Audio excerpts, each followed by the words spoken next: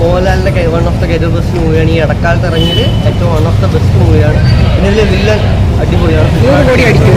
പിന്നെ ഉറപ്പായിട്ടും 100 കോടി. പുള്ളിയുടെ ഒരു റിവ്യൂ വരുമ്പോൾ തന്നെ 100 കോടി എന്തായാലും ഉണ്ട്. അപ്പോൾ തന്നെ ഇതെന്തായാലും 100 കോടിക്ക് ഉള്ളു ഉറപ്പാണ്. പിന്നെ ഇതിൽ ബെസ്റ്റായിട്ട് ബിനു പുള്ളിയുടെ ക്യാരക്ടർ വളരെ സൂപ്പറായിരുന്നു. അതേപോലെ ശോഭന മാമിൻ്റെ വളരെ നല്ല രസമുള്ള ക്യാരക്ടറായിരുന്നു. എല്ലാവരും അടിപൊളിയായിട്ട് ചെയ്തിട്ടുണ്ട്. പിന്നെ ഒരു തരുമൂർത്തി പിന്നെ അത് ദൃശ്യമായിട്ട് സാമ്യമുണ്ടോ? ദൃശ്യമായിട്ട് സാമ്യമുണ്ടെന്ന് വെച്ചാൽ അതേ കണക്ക് കഥയാണ്. പക്ഷേ ഇത് എനിക്ക് തോന്നുന്നു കുറച്ചുകൂടി ഇമോഷണലി ആൾക്കാർക്ക് പെട്ടെന്ന് കണക്റ്റ് ആവുന്ന ദൃശ്യത്തിനെ വെച്ചിട്ട് കമ്പയർ ചെയ്യാൻ പറ്റില്ല. പക്ഷെ അതേപോലെ നമുക്ക് പറയാം.